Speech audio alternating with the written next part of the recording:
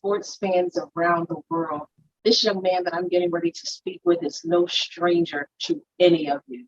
Sean Simmons, a power forward who is headed to St. Joe's University to make his mark upon the world.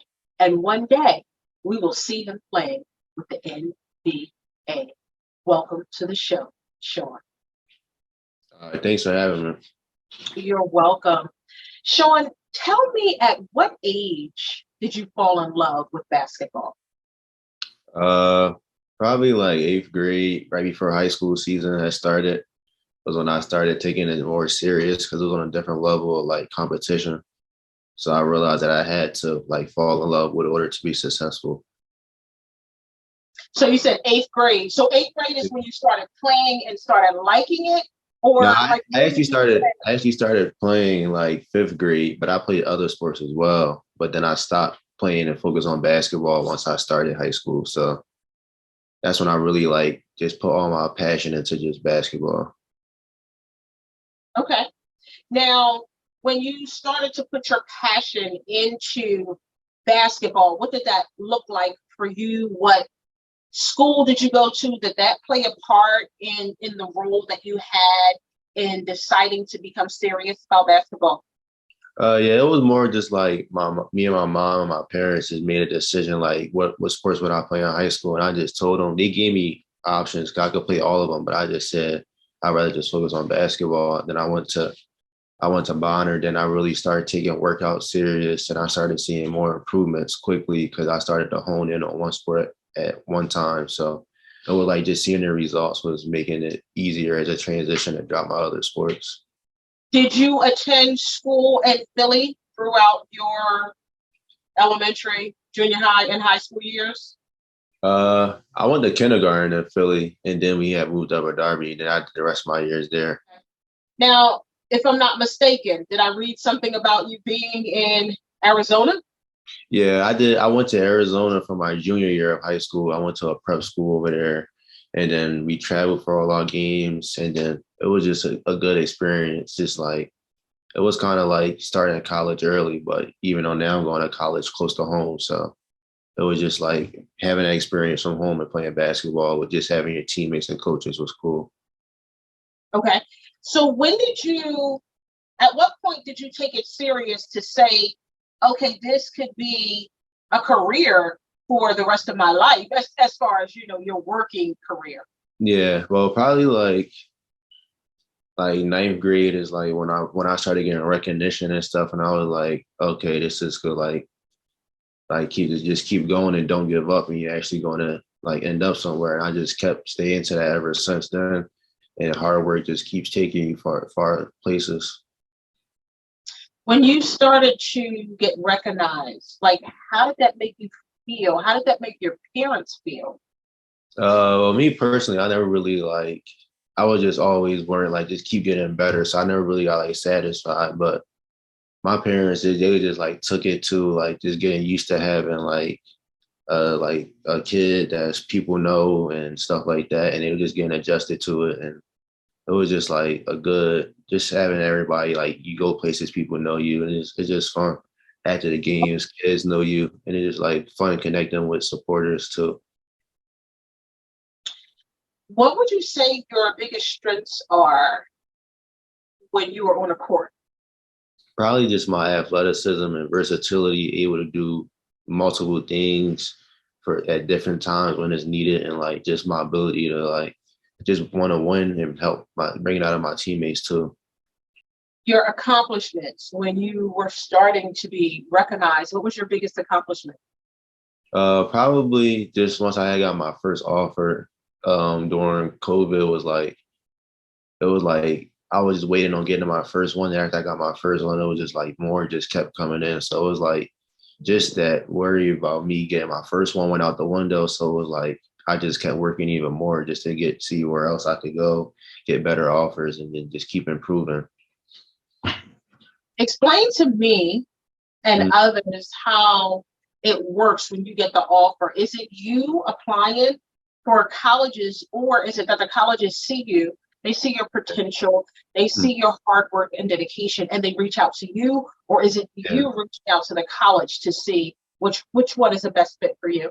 Well, usually in high school, coaches really can't call you directly until the summer after your 10th grade year. So usually they call your coaches and they just keep track on you, and they just like, if they like you enough, they just take a chance on you and offer you a scholarship to their school when it's time to commit your senior year. And then on certain schools get a certain number offers. So every school gets, I think, around like 12 offers they give out per class. And if you're lucky enough to just be one out of 12 players they pick in the country, is like they offer you a scholarship and you can take it at any time when you're ready. Okay. So you received a scholarship? Yeah. Usually when you play like high school basketball, AAU, and coaches like you, coaches get more attention, and like depending on what teams you play for, put you on the right stage. And that's like when I play AAU in the summertime, like just being on the right stage that really helped me get seen by coaches when you're, especially when you're 1 and 2, because coaches want to see winners. So the more you win, the more coaches pack the sidelines, and it's just fun seeing how many coaches are interested into you and your teammates, and that just helps you want to win even more. What would you say some of your biggest challenges were? I'm going to say on and off the court. You are a young man, Yeah. and sometimes as young people, we don't always make the best decisions. I was there one time myself. So what has been your biggest challenges on and off the court?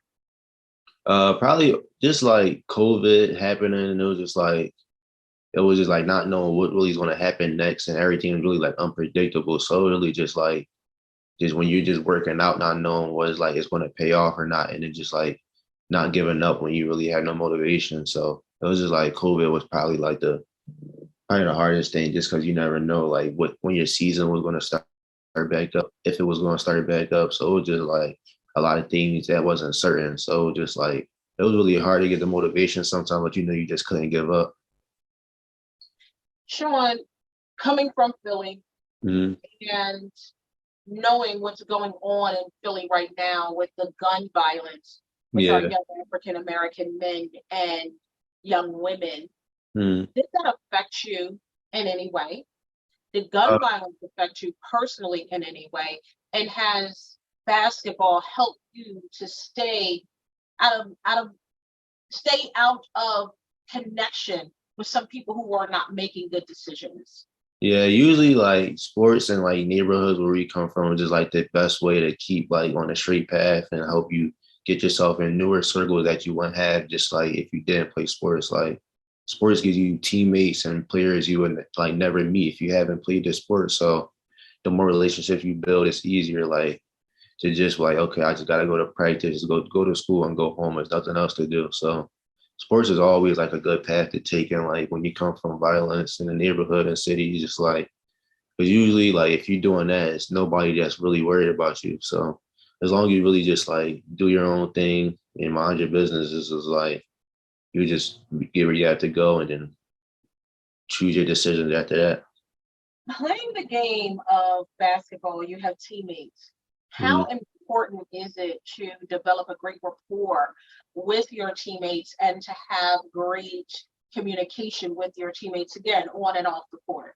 Yeah, usually like no matter how good you are, if you and your teammates don't play good together, it's like a team that has good chemistry will always win, no matter like because talent can only take you so far. So like your coaches and your teammates, excuse me, all have to be on the same page in order to like click. Because like when the tension gets high, you got to know that the person next to you won't like turn his back on you. You got to know that y'all always gonna stay together. So chemistry is probably like the most important thing when it comes to basketball because you can have 30 points and your teammates do nothing. You could lose by 20 still. So like team chemistry on and off the court, like y'all go out to eat, all that really plays a factor. Like, and when it comes down to the end of the day in basketball.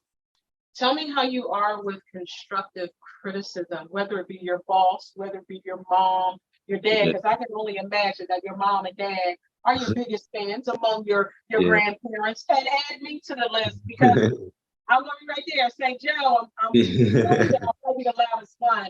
Your Yeah. dad knows that I have a very big mouth. But anyway, that's beside the point. So tell me how you are with constructive criticism with your boss, with your mom, with your dad.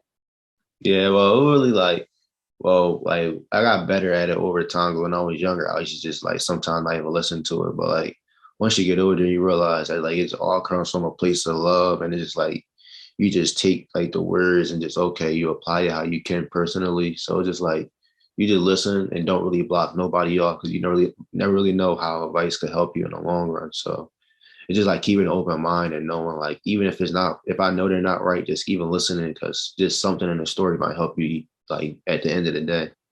Tell me how you handle the pressure of the Mm-hmm. game. But usually it's easy. It's like if you really don't think about it, just think of it like if I just work out every day, it's like I'm working out for a reason. You can't really let the moment get to your head when you know all your hard work is for one reason. So it's like I can't really get scared because I know my talent really has me and my coaches really gonna put me in the right positions to make me shine. So What makes you different from mhm. all of those other Yeah. basketball players? But usually most people say it's just like my character off the court really is like, cause yeah, everybody knows like anybody could be a good basketball player, but it's like the off the court stuff really like matters the most at the end of the day. Like, are you a good teammate? Are you good in the locker room? Like, do you mess up like teams when you go there? Like, do you mess up chemistry? So just me being a good person on and off the court, like at all times, really is the part that really separates most players because you could be good and not have a good head, and you really won't go nowhere besides like just playing basketball for fun. What NBA player or players do you most admire? Probably Zach LaVine on the Bulls and Kawhi Leonard from the Clippers. Okay. All right. After you finish earning your college degree at Mhm. St. Joseph University, what NBA team are you hoping will pick you? Anywhere with nice weather. So Okay. somewhere like with a good living place with good fans and that really enjoys the game. So and really anywhere like with a good city, team, management, coaches. So the variety really is big because most cities that have teams have like good places around it. So really anywhere. Okay. Now, when you become this famous NBA Mhm. basketball player, because we're claiming Yeah. it now. When you become this famous NBA basketball player, how will you give back to the Philadelphia communities, to children around the world that's living in poverty, and Yeah. think about that young man who plays on a basketball court every day. You know what Mhm. I mean? In some playground in Philadelphia, who cannot get discovered. How Yeah. would you give back to those young people? Really, I just always wanted to build like our own gym because like usually like some people in the neighborhoods only get go to a gym when it's a practice or when they're in school. They really don't have any free gyms around the city that you could just go and work out at because most you have to pay like the YMCA. So like I really just want to do like a couple of gyms that you could just go into and play just so that people could stay focused on their sport. So that's really that. And then helping with the homeless, we always did every once a couple of times a year with my family. So just always giving back was always one of the things we always did or try to do a couple of times a year as a family. Sean, if, which we're not claiming this, Mhm. but if your basketball career does not flourish the way you want it to, Mhm. what is your plans after college? I never really thought about that because I know it just involved basketball somehow. So I really just try to like certain goals along the way that just keeps me going and has to get to the destiny I have to be at. So I never really thought about like if it didn't because I always know like if it should it was going to happen because you know God will always going to lead you in the right way. So I never really thought of anything else because I always just had my eyes set on one thing. Okay. All right.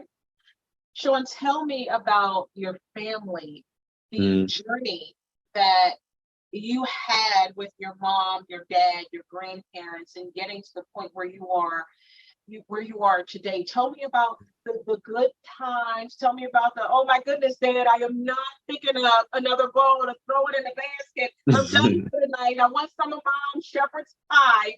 Tell Yeah. me about the journey that you had with your wonderful mother, your Mm. amazing dad, your grandparents, and how you flourished to be Yeah. the respectable young man that you are today?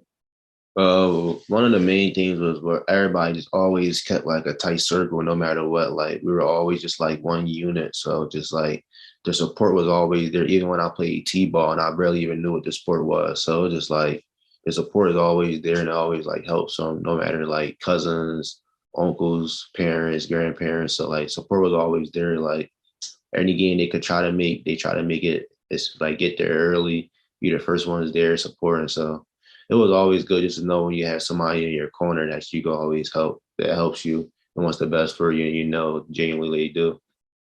Tell me about that uncle who was the hardest on you.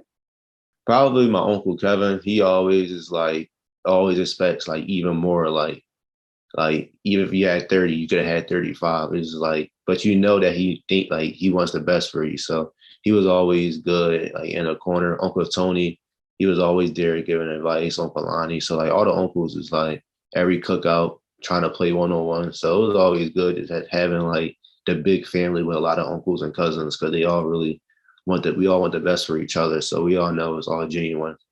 So did you like let them win? You know, like Tony and Johnny, you didn't want to crush them and hurt them. You know, Nah, like I'm not even gonna do that to my uncle. I'm gonna just let him win and take his advice and make him seem like he's doing something. Is that how it went, Sean? no, because when I was younger, they never let me win. So now I never let them win. So Oh, they I had noticed.